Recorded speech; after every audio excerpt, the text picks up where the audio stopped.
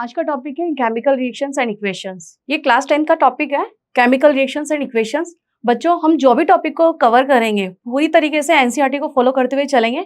ये एनसीईआरटी का first page है जिसमें लिखा हुआ है consider the following situation of daily life and think what happens when. यानी हम हमारे आसपास के इन्वायरमेंट में जो कुछ चीजें होती है, जो जो इवेंट्स होते हैं, जैसे कि milk is left at room temperature during summers, यानी जब दूध फट जाता है समर के टाइम पे तो क्या होता है, व्हाट हैपेंड। एन आयरन तवा pan is left expose to human atmosphere, grapes get fermented, यानी जब अंगूर पक जाते हैं, फर्मेंट हो जाते हैं, तब क्या होता है, food is cooked, food gets digested in our body, we respire. तो ये जो पांचों सिचुएशंस है, इन पांचों सिचुएशंस में हम देखते हैं कि जो स्टार्टिंग का जो सब्सटेंस रहता है वो कुछ टाइम बाद भी वैसा ही बना रहता है क्या? नहीं। In all about the situation, the nature and the identity of the initial substance have somewhat change, यानी इसमें कुछ ना कुछ चेंज हुआ है। कैसे? Milk is left at room temperature during summer, क्या हम जब मिल्क को काफी टाइम तक बाहर रख देते हैं तो क्या मिल्क वैसा का वैसा बना रहता है? नहीं, मिल्क सौर हो जाता है, फट जाता है। क्यों? क्योंकि यह भी एक किसका एग्जाम्पल है, यह भी एक केमिकल रिएक्शन का एग्जाम्पल है। इस प्रोसेस में क्या होता है, इस प्रोसेस में जो मिल्क होता है उसमें प्रेजेंट होता है हमारे पास लैक्टोज, और लैक्टोज क्या करता है, कुछ टाइम बाद इस लैक्टोज में हमारे आसपास के एनवायरनमेंट में समर में बैक्टीरिया की ग्रोथ की वजह से इनमें मल्टीप्लिकेशन होने लगता है और लैक्टोज कन्वर्ट होकर के लैक्टिक एसिड में कन्वर्ट हो जाता है। यानी हमने देखा कि कुछ टाइम पहले मिल्क में लैक्टोज प्रेजेंट था और कुछ टाइम बाद देखा कि lactose converted into lactic acid. This is the example of chemical reactions. ठीक है, तो ये जो पांचों सिचुएशन है इसमें ये बताया गया है कि the nature and the identity of the initial substance have somewhat change, यानी इसमें कुछ ना कुछ चेंज हुआ है। पहले कुछ और था, उसके बाद कुछ चेंज हुआ है। तो वो जो चेंज है उस चेंज को हमने प्रीवियस क्लासेस में हम पढ़कर आए कि ये जो चेंज होते हैं वो कितने टाइप के होते हैं। ये चेंज होते हैं दो टाइप के होते हैं। There are two types of changes, physical changes and chemical changes.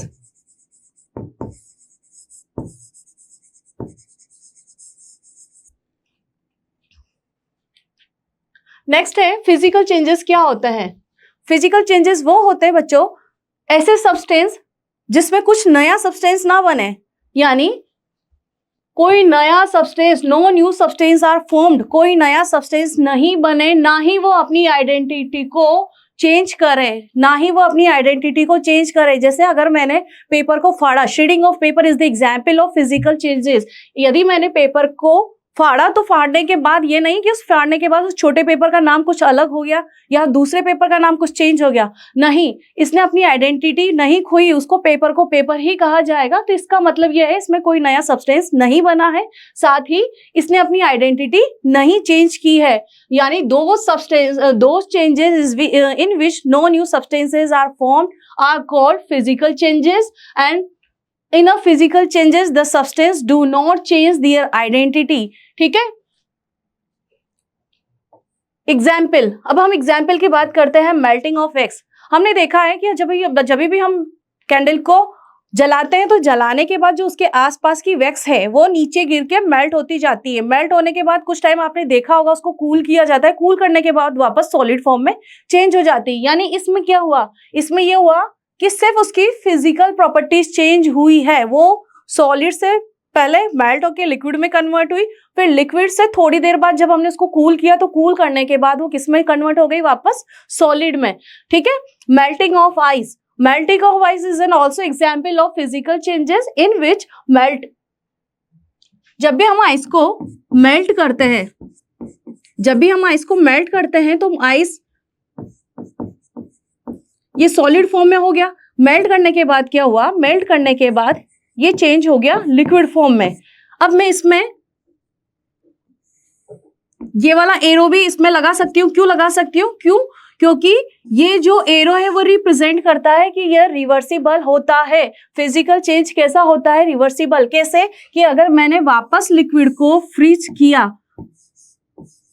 वापस मैंने लिक्विड को फ्रीज किया तो ये किस में कन्वर्ट हो जाएगा? आइस में, which is solid form and this is liquid form. ठीक है, तो melting of ice and melting of wax is an example of physical changes. इसके अलावा हम कुछ एक एग्जाम्पल और देख लेते हैं, जैसे क्रशिंग ऑफ केन। आप किसी भी कंटेनर को दबा के देख लेते हैं तो उसकी शेप में चेंज होता है, बाकी उसमें कुछ केमिकल प्रॉपर्टीज या उसका कुछ भी कन्वर्ट नहीं होता। या ऐसा नहीं कि इसको दबाने के बाद इसका नाम चेंज हो जाता है या कोई नया सब्सटेंस बन जाता है, नहीं।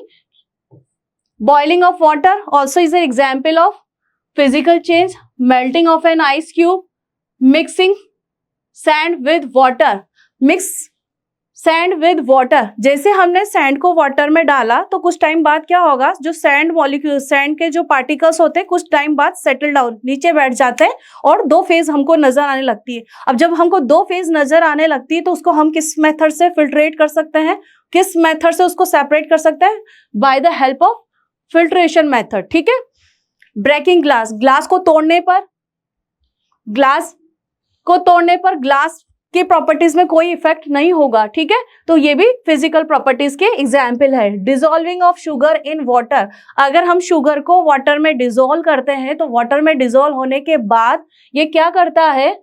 अच्छे ढंग से एक होमोजेनस सॉल्यूशन बना लेता है। ये एक होमोजेनस सॉल्यूशन तो बना लेता है। अब इसको, इसमें से वापस हम शुगर को प्राप्त कर सकते हैं क्या? हाँ, हम प्राप्त कर सकते हैं। किस मेथड से?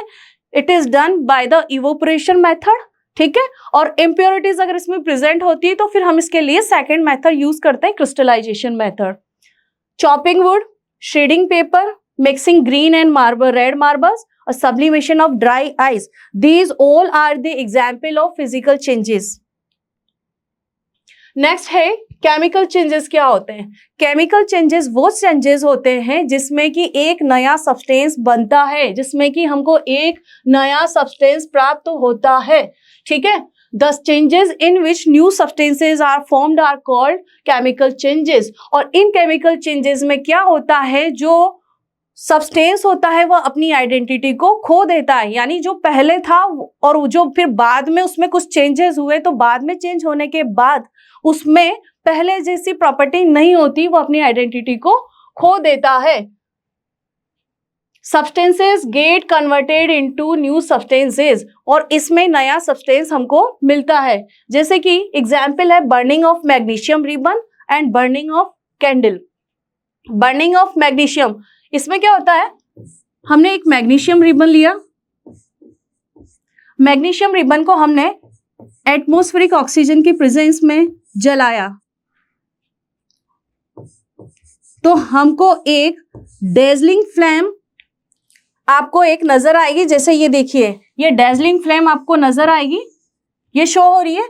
तो डेजलिंग फ्लेम जैसे शो होती है, ये जलेगी, तो कुछ टाइम बाद अगर हम यहाँ पे वॉच ग्लास रखते हैं तो ये जो इसका ऐश है वो गिरते हुए हम यहाँ इसको कलेक्ट कर लेंगे, हम इसको यहाँ कलेक्ट कर लेंगे।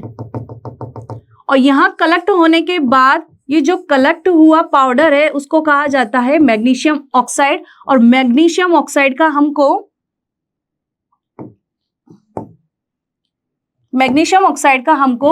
व्हाइट कलर का पाउडर मिलता है। मैग्नीशियम ऑक्साइड का हमको व्हाइट कलर का पाउडर मिलता है। यानी मैग्नीशियम ऑक्साइड, पहले मैग्नीशियम था क्या? नहीं, पहले इसने एटमॉस्फेरिक ऑक्सीजन के साथ रिएक्शन करी, उसके बाद ये कन्वर्ट हुआ मैग्नीशियम ऑक्साइड में। यानी मैग्नीशियम ऑक्साइड में पहली जैसी प्रॉपर्टी अब नहीं रही, उसने अपनी आइडेंटिटी खो दी। सेकेंड एग्जाम्पल है बर्निंग ऑफ कैंडल। अभी हमने थोड़ी देर पहले पढ़ा था कि melting of wax is an example of physical changes. यहां से लेकर यहां तक सिर्फ फिजिकल चेंजेस हो रहा था, इसमें फिजिकल चेंज हो रहा था, वो भी क्या कि सिर्फ इसकी स्टेट चेंज हो रही थी। लेकिन क्या होता है, अब यहां से लेकर यहां तक की बात की जाए, यहां से लेकर अगर हम यहां तक की बात करते हैं तो यहां पर ये जो फ्लेम है, ये एक विक होती है। ये विक क्या करती है, ये जब वैक्स को मेल्ट करती है तो अपने इस आसपास वाले एरिया में कुछ लिक्विड वैक्स इकट्ठी हो जाती है। ये लिक्विड वैक्स जब इकट्ठी होती है तो विक क्या करती है, विक में एक पावर होती है, एब्जॉर्प्शन की पावर होती है। ये कुछ वैक्स को अपने साथ ऊपर की तरफ खींच लेती है। जैसे ही ये इसको अपने साथ ऊपर की तरफ खींच लेगी तो यहाँ पे थोड़ी सी वैक्स इकट्ठी हो जाएगी। थोड़ी सी वैक्स जब जैसे ही इकट्ठी होने लगेगी तो ये आसपास यानी एटमॉस्फेरिक ऑक्सीजन की प्रेजेंस में रिएक्शन करेगी, और एटमॉस्फेरिक ऑक्सीजन की प्रेजेंस में रिएक्शन करके, यानी ये जो वैक्स है,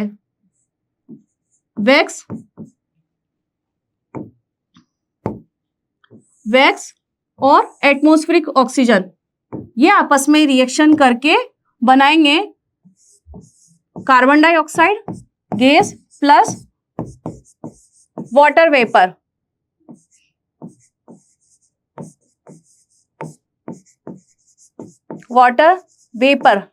लेकिन ध्यान रखना, अगर ये पूरी तरीके से इसका कंबशन नहीं होता है तो इसमें साथ के साथ बनती है अनबर्न्ड कार्बन, जिसको कहा जाता है अदहनीय कार्बन। ठीक है, तो burning of candle is an example of chemical change, while melting of candle is an example of physical change। कुछ केमिकल चेंजेस के एग्जाम्पल है, जैसे आयरन रस्टिंग। आयरन सबसे पहले फॉर्म में होता है इस फॉर्म में, लेकिन क्या करता है, जैसे हम आयरन को कुछ टाइम के लिए खुले में छोड़ देते हैं, ओपन एयर में छोड़ देते हैं, तो ये क्या करता है, ये ह्यूमिड इन्वायरमेंट में, ह्यूमिड एटमॉस्फेयर में वाटर के साथ प्लस एटमॉस्फेरिक ऑक्सीजन के साथ रिएक्शन करके, और ये कुछ टाइम बाद फेरिक ऑक्साइड में कन्वर्ट हो जाता है। इसके साथ कुछ मॉलिक्यूल वाटर के अटैच होते हैं। ठीक है, तो ये रस्टिंग है। अगर आपसे कहा जाए कि rusting of iron is an example of, तो आप बोलेंगे केमिकल चेंजेस।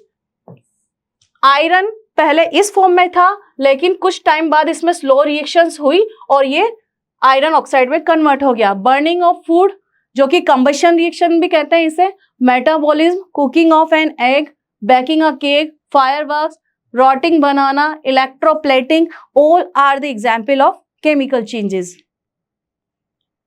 अब हम कुछ डिफरेंस देखेंगे कि फिजिकल चेंज और केमिकल चेंज में क्या क्या डिफरेंस होता है। तो हमने सबसे पहले यही पढ़ा था कि इसमें कोई नया सब्सटेंस नहीं बनता है, जबकि इसमें नया सब्सटेंस बनता है। ठीक है, ये टेम्परेरी चेंज होता है। सेकंड पॉइंट है, ये टेम्परेरी चेंज होता है, यानी ये कुछ टाइम बाद वापस अपनी स्टेट में आ जाता है, तो इसको बोला जाता है टेम्परेरी चेंज। लेकिन यह है परमानेंट चेंज। अगर हमने अभी थोड़ी देर पहले पढ़ा था कि मैग्नीशियम रिबन को जब हम एटमॉस्फेरिक ऑक्सीजन की प्रेजेंस में बर्न करते हैं तो मैग्नीशियम ऑक्साइड मिलता है। अब मैग्नीशियम ऑक्साइड से वापस मैग्नीशियम रिबन मिल जाएगा क्या? नहीं। तो ये परमानेंट चेंज है। ठीक है, इट इज रिवर्सिबल होता है, जबकि ये इरिवर्सिबल होता है। जब भी फिजिकल चेंज होगा तो उसमें हम ये वाला एरो यूज करेंगे, लेकिन अगर इरिवर्सिबल प्रोसेस है तो हम उसमें ये वाला एरो यूज करेंगे। ठीक है, physical change do not involve the production of energy, जबकि केमिकल चेंज में एनर्जी का प्रोडक्शन किस किस फॉर्म में होता है? हीट के फॉर्म में, लाइट के फॉर्म में, साउंड के फॉर्म में। हीट, लाइट और साउंड के फॉर्म में हमें एनर्जी मिलती है। फिफ्थ पॉइंट है, a physical change affect only physical properties like its shape and size, while in chemical change both physical and chemical properties of the substance including its composition, मतलब इसका सब पूरा composition ही change हो जाता है। melting, freezing, they all are the example of physical changes. photosynthesis, digestion of food, these are the example of chemical changes. Now condition for the chemical change. अब chemical change तो हो रहा है, तो chemical change होने के लिए कुछ ना कुछ तो कंडीशंस रिक्वायर होती है कि जिससे कि वो नए सब्सटेंस में कन्वर्ट हो सके. So a chemical is the production of one or more new substances. Therefore certain conditions should be made in order to bring about a chemical change. These necessary conditions are, तो first condition तो बच्चों ये होती है कि इसमें क्या होता है, रिएक्टेंट को, इसमें सब्सटेंस को, इसमें सब्सटेंस को दूसरे सब्सटेंस में यानी न्यू सब्सटेंस में कन्वर्ट करने के लिए कुछ एनर्जी देनी पड़ती है. कुछ एनर्जी मतलब मिनिमम से मिनिमम एनर्जी देनी पड़ती है जिससे कि वो प्रोडक्ट में कन्वर्ट हो सकते हैं. So to initiate a minimum energy, to initiate a minimum energy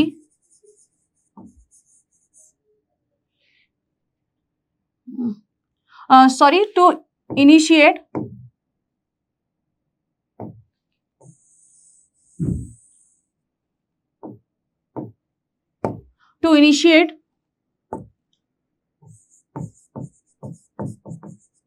reactant change into product, minimum energy is required. Minimum energy is required. और ये जो मिनिमम एनर्जी है उस मिनिमम एनर्जी को कहा जाता है, this minimum energy is called activation energy. Activation energy. तो फर्स्ट कंडीशन ये है कि किसी भी सब्सटेंस को प्रोडक्ट में कन्वर्ट करने के लिए हमें मिनिमम अमाउंट ऑफ एनर्जी को देना पड़ता है जिससे कि वो प्रोडक्ट में कन्वर्ट हो सके. इस मिनिमम एनर्जी को कहते हैं एक्टिवेशन एनर्जी. सेकंड पॉइंट है, हम एक एग्जाम्पल लेते हैं, जैसे कि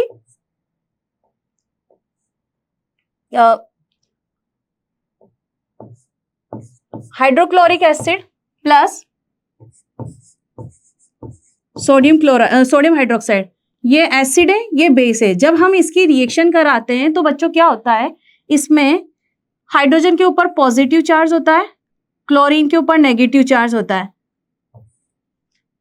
जितनी भी मेटल है उसके ऊपर पॉजिटिव चार्ज होता है. और हाइड्रोक्साइड आयन, तो हाइड्रोक्साइड जहां मैंने पीछे आइड बोला है उसके ऊपर नेगेटिव चार्ज होता है. ठीक है, तो ये इसमें क्या होता है, इसमें पुराने बॉन्ड तो ब्रेक होते हैं और नए बॉन्ड का फॉर्मेशन होता है. अब क्या होगा, हाइड्रोजन OH के साथ वाटर बना लेगा और सोडियम क्लोरीन के साथ सोडियम क्लोराइड बना लेगा. यानी इस प्रोसेस में क्या हुआ, पुराने बॉन्ड तो टूट रहे हैं और नए बॉन्ड का फॉर्मेशन हो रहा है. तो सेकंड कंडीशन है पुराने बॉन्ड का ब्रेक होना, नए बॉन्ड का फॉर्मेशन होना. ठीक है, नेक्स्ट है जो चैप्टर का टॉपिक है केमिकल रिएक्शंस. केमिकल रिएक्शंस क्या होती है, अभी तक हमने पढ़ा केमिकल रिएक्शंस में हमने कोई सब्सटेंस लिया और कुछ टाइम बाद दूसरे न्यू सब्सटेंस में कन्वर्ट हुआ, वो केमिकल रिएक्शन है. लेकिन इसकी लैंग्वेज कहती है the process in which substance or substances undergo a chemical change. क्योंकि अभी हम पढ़ के आए हैं केमिकल चेंज में ही नया सब्सटेंस हमको मिल रहा था, फिजिकल चेंज में हमको कोई नया सब्सटेंस नहीं मिल रहा था. तो undergo a chemical change to produce a new substance with entire new properties are known as chemical reactions. For example, हमने कोई सब्सटेंस लिया A, हम A भी ले सकते, मतलब एग्जाम्पल के लिए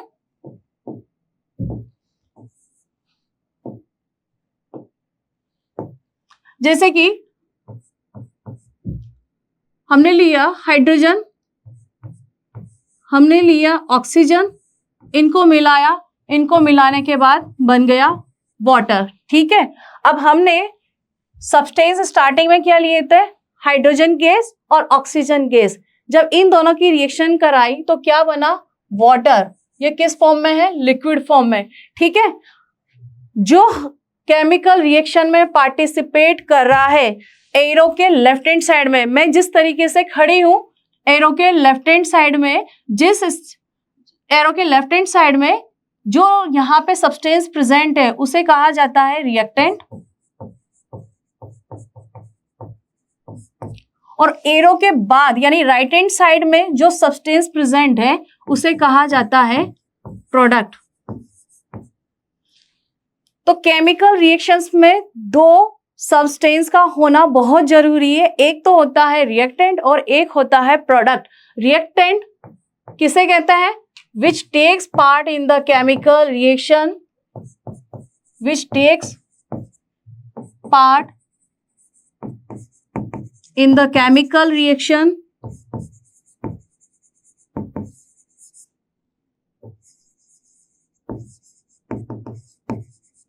is known as reactant.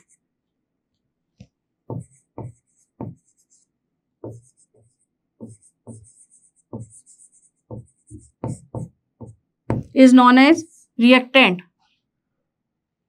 Product, new substances formed in a chemical reaction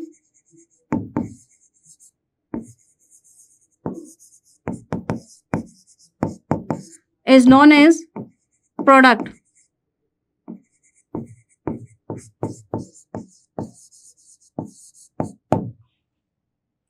Which takes part in the chemical reaction is known as reactant, which form in the chemical reaction, a new substance form in the chemical reaction is known as product. Next है, अभी तक हम पढ़ते आ रहे हैं chemical reaction हो रही है, रिएक्टेंट से प्रोडक्ट बन रहा है, कैसे बन रहा है, कैसे पता चल रहा है हमको कि प्रोडक्ट बन भी रहा है या नहीं बन रहा। तो उसके लिए कुछ कैरेक्टरिस्टिक्स होती है, वो कैरेक्टरिस्टिक्स हम यहाँ पे डिस्कस करेंगे। पहला कैरेक्टरिस्टिक्स है evolution of gas. Evolution of gas,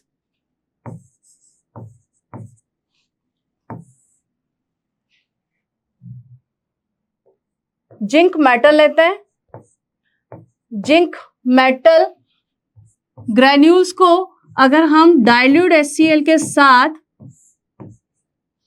reaction कराते हैं, जिंक मेटल ग्रेन्यूल की डाइल्यूट HCl के साथ अगर हम रिएक्शन कराते हैं तो जिंक क्लोराइड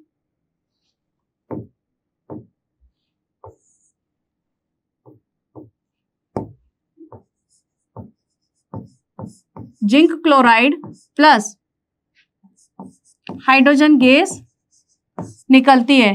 ठीक है, जिंक ग्रैन्यूल के साथ डाइल्यूट हाइड्रोक्लोरिक की जब भी रिएक्शन की जाएगी तो सॉल्ट मिलेगा और गैस इवॉल्व होगी। यहाँ पे जो गैस इवॉल्व हो रही है वो है हाइड्रोजन गैस। ठीक है, हाइड्रोजन गैस जब भी इवॉल्व होगी उसके लिए हम एरो यूज करेंगे अपवर्ड डायरेक्शन में। ये शो कर रहा है कि केमिकल रिएक्शन हो रही है और गैस निकल रही है। ठीक है, तो जब भी मेटल की अगर हम किसी एसिड के साथ रिएक्शन परफॉर्म करते हैं तो सॉल्ट बनता है प्लस हाइड्रोजन गैस इवॉल्व होती है। सेकेंड एग्जाम्पल है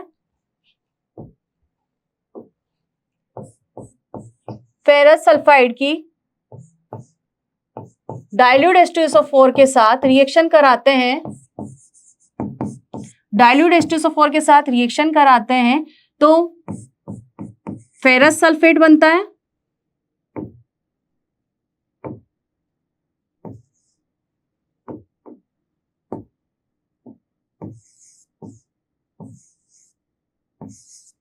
फेरस सल्फेट बनता है प्लस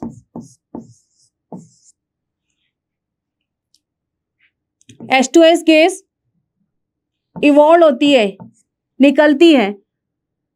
हाइड्रोजन सल्फाइड,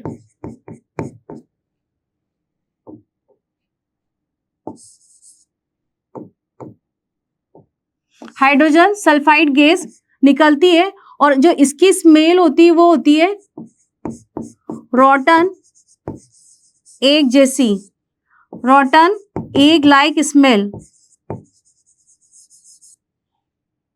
जब भी हम आयरन सल्फाइड की रिएक्शन डाइल्यूट H2SO4 के साथ करते हैं तो फेरस सल्फेट बनता है प्लस H2S गैस इवॉल्व होती है। इस H2S गैस की जो स्मेल होती है रॉटन एग स्मेल जैसी होती है। तो यहाँ पे भी क्या हो रहा है, यहाँ पे भी गैस इवॉल्व हो रही है, इसका मतलब रिएक्शन हो रही है।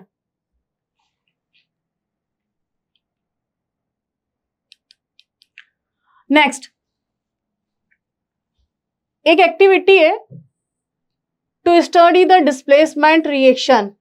अभी हमने थोड़ी देर पहले पढ़ा था कि जिंक की रिएक्शन अगर हम डाइल्यूट जिंक ग्रैन्यूल की रिएक्शन अगर हम डाइल्यूट HCl के साथ कराते हैं तो जिंक क्लोराइड मिलता है और हाइड्रोजन गैस इवॉल्व होती है, साथ के साथ हमको हीट भी मिलती है। ठीक है, जब भी हाइड्रोजन गैस इवॉल्व होगी तो ये जो हाइड्रोजन गैस इवॉल्व हो रही है इसकी आपको एक साउंड सुनाई देगी, उस साउंड को बोला जाता है पॉप साउंड।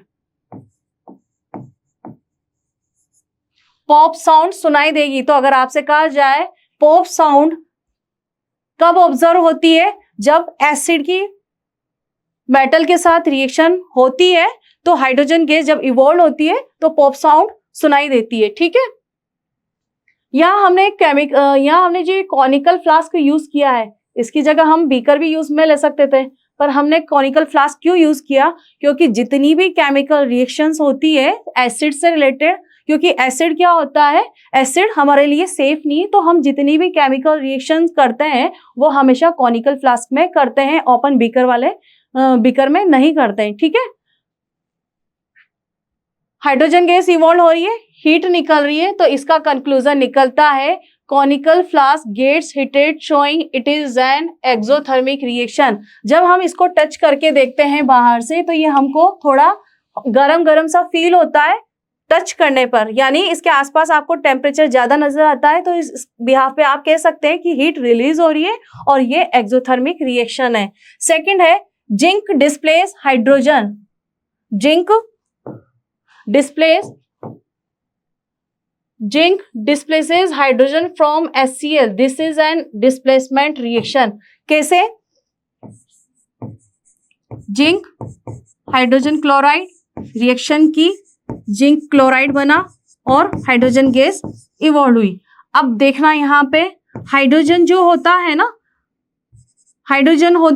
ये जिंक से कम रिएक्टिव होता है, मतलब जितनी भी मेटल्स होती है जैसे कि मान लीजिए सोडियम है, पोटेशियम है, आयरन है, मैग्नीशियम है या फिर calcium, zinc, they all are the active metals, और ये क्या कर, और these all are the active metals and reactive in nature. So they जो इसकी पोजीशन है हाइड्रोजन की, ये इनकी पोजीशन जो एक्टिव मेटल्स की होती है वो इलेक्ट्रोकेमिकल सीरीज में इनसे ऊपर आती है, हाइड्रोजन से ऊपर आती है। जितनी भी एक्टिव मेटल्स होती है इनकी पोजीशन हाइड्रोजन से ऊपर होती है, तो इसीलिए ये क्या करती है, जिंक हाइड्रोजन को हाइड्रोक्लोरिक एसिड से डिस्प्लेस कर देती है और खुद इसके साथ रिएक्शन करके जिंक क्लोराइड बना देती है। ठीक है, तो इस बिहाफ पे हम कह सकते हैं कि अगर जिंक की एसिड के साथ रिएक्शन की जाती है तो हाइड्रोजन गैस इवॉल्व हो रही है, ये डिस्प्लेसमेंट रिएक्शन को शो कर रही है, साथ ही साथ ये एक्सोथर्मिक नेचर को भी शो कर रही है। सेकंड टॉपिक है change of colour. First topic पढ़ा था इवोल्यूशन ऑफ गैस, सेकंड है change of colour. When red lead oxide is heated strongly, it forms yellow colored lead monoxide and gives off oxygen gas. क्या करेंगे, lead oxide की reaction कराएंगे, lead oxide को जब heat देंगे तो heat देने के बाद क्या होगा, ये लेड ऑक्साइड में कन्वर्ट हो जाएगा, प्लस इसके साथ हाइड्रोजन गैस इवॉल्व होगी। ठीक है, तो पहले ये रेड कलर का लेड ऑक्साइड था, अब इसको हमने अच्छे ढंग से हीट दी तो ये येलो कलर के लेड ऑक्साइड में कन्वर्ट हो गया।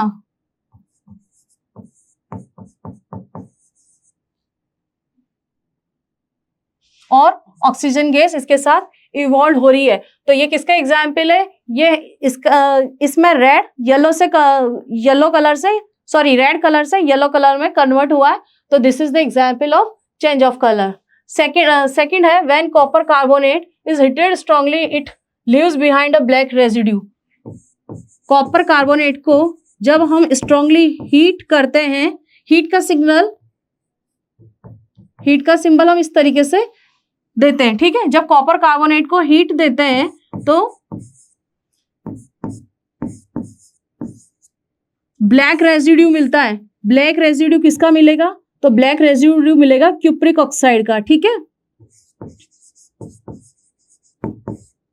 क्यूप्रिक ऑक्साइड बनेगा और ये इसका ब्लैक कलर का रेजिड्यू होगा।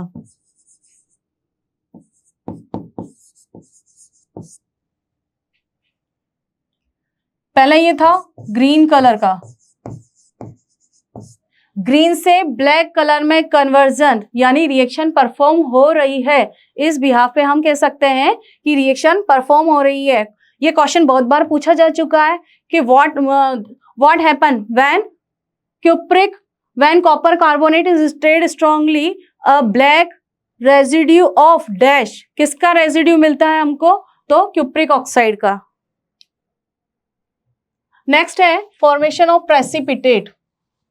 प्रेसिपिटेट का मतलब होता है कि हमने ये एक्वस सॉल्यूशन ए लिया, ये एक्वस सॉल्यूशन बी लिया, किसी भी सब्सटेंस का, दोनों को हमने इसमें मिलाया। अब मिलाने के बाद क्या होगा? एक जो इसमें जो सॉल्युबल वाला पार्ट है वो तो ऊपर रह जाएगा, जो इनसॉल्युबल वाला पार्ट है वो नीचे रह जाएगा। जो इनसॉल्युबल वाला पार्ट जो नीचे बॉटम में कलेक्ट होता है टेस्ट ट्यूब में, उसे कहा जाता है प्रेसिपिटेट, ठीक है। Some chemical reaction take place with the formation of precipitate. Precipitate जिसको आप बोल सकते हो insoluble substance. When the solution of two chemical compounds are mixed together, precipitate formed. Example है when silver nitrate solution is mixed with the sodium chloride. When silver nitrate solution, ये AQ का मतलब ये है कि ये इसका एक्वस सॉल्यूशन है, ठीक है। इसको वाटर में डिसॉल्व करके बनाया। is mixed with sodium chloride solution, it gives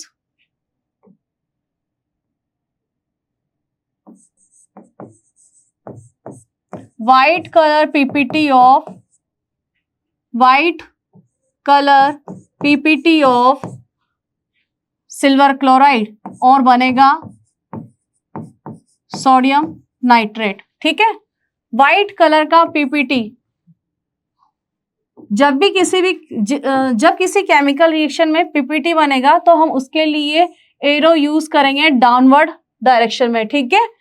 अगर ये सिग्नल शो हो रहा है किसी केमिकल रिएक्शन में तो इसका मतलब यह है कि उस केमिकल रिएक्शन में पीपीटी बनी है, ठीक है। पीपीटी, इसको एब्रीवेशन, प्रेसिपिटेट को हम पूरा ना लिख के पीपीटी लिखते हैं, ठीक है। प्रेसिपिटेट को इतना बड़ा वर्ड ना लिखे, इसका एब्रीवेटेड फॉर्म है पीपीटी, ठीक है। नेक्स्ट है, इससे रिलेटेड एक्टिविटी है to study the precipitation reaction of lead nitrate solution and to potassium iodide and add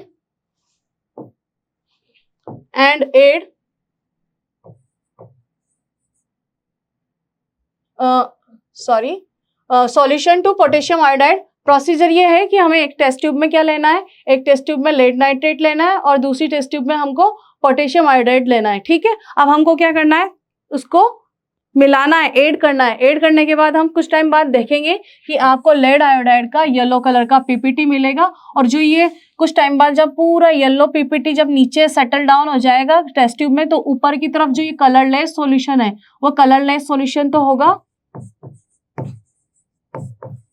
colourless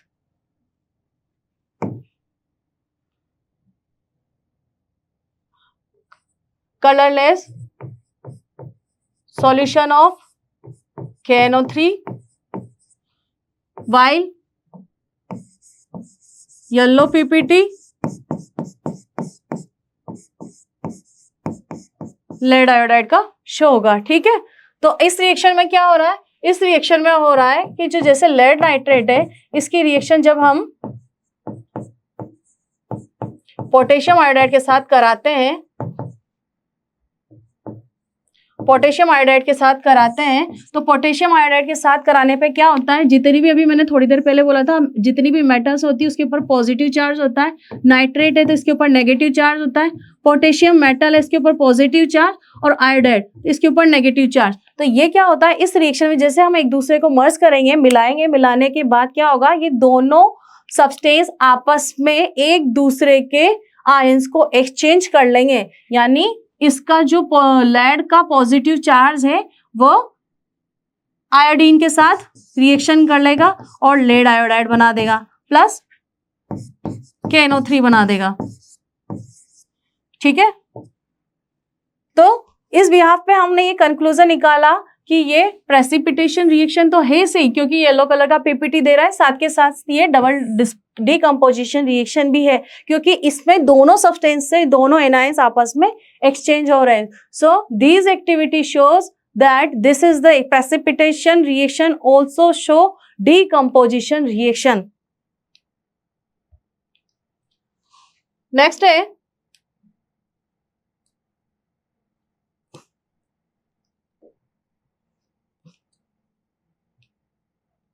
change of state. Change of state, इसमें सिर्फ फिजिकल प्रॉपर्टीज चेंज होती है, जैसे कि हाइड्रोजन गैस ली, ऑक्सीजन गैस ली, इनको इनकी आपस में रिएक्शन कराई और वाटर बनके रेडी हो गया। तो पहले जो हमने यूज में लिया था वो क्या था, hydrogen gas, oxygen gas. Hydrogen gas is a combustible gas, और ये किस में हेल्प करती है, ये जलाने में हेल्प करती है। ठीक है, तो ये कंबस्टिबल है और ये इसको सपोर्ट करती है फॉर कंबशन। ठीक है, अब जो कंबस्टिबल है ये कंबस्टिबल मतलब ये हेल्प करती है, तो ये दोनों जब आपस में रिएक्शन करती है तो वाटर बनाती है।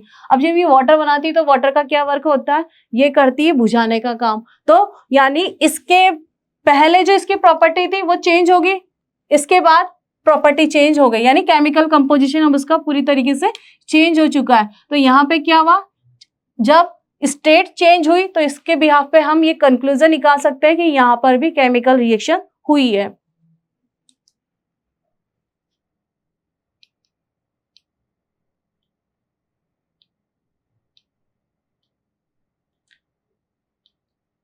नेक्स्ट है फिफ्थ टॉपिक, एनर्जी चेंज।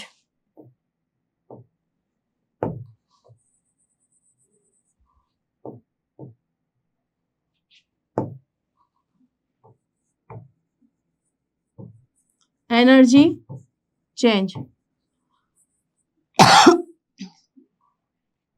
जब भी कोई केमिकल रिएक्शन होती है तो या तो उस रिएक्शन में वो रिएक्शन होते समय या तो वो हमारे आसपास से एनर्जी को एब्जॉर्ब करता है या फिर रिएक्शन करते टाइम एनर्जी को रिलीज करता है। तो इस बिहाफ पे ये जो एनर्जी है वो टू टाइप्स की होती है।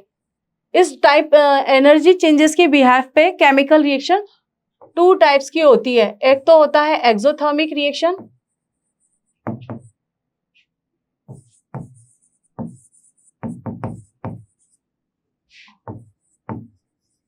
और एक होता है एंडोथर्मिक रिएक्शन।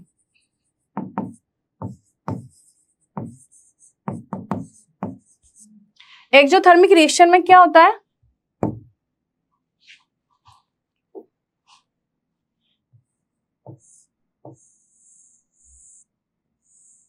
एक्सोथर्मिक रिएक्शन में हमको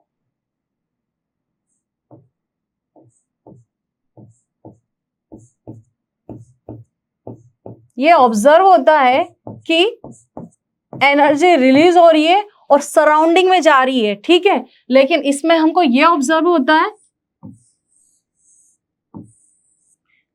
कि सराउंडिंग से एनर्जी एब्जॉर्ब हो रही है।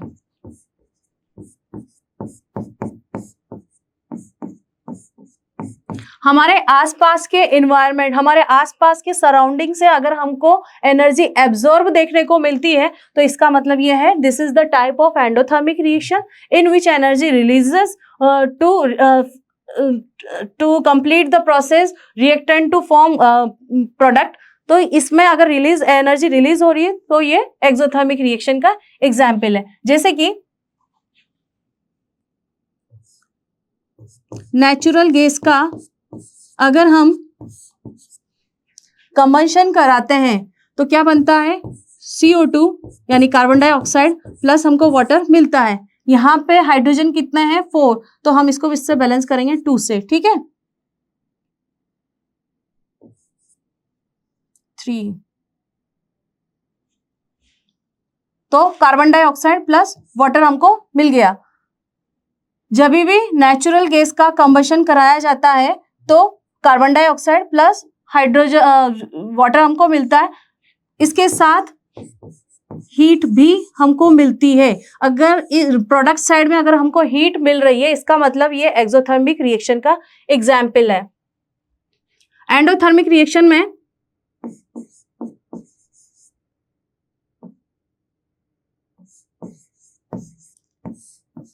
जब हम इसको लाइट की प्रेजेंस में जब इसकी रिएक्शन कराते हैं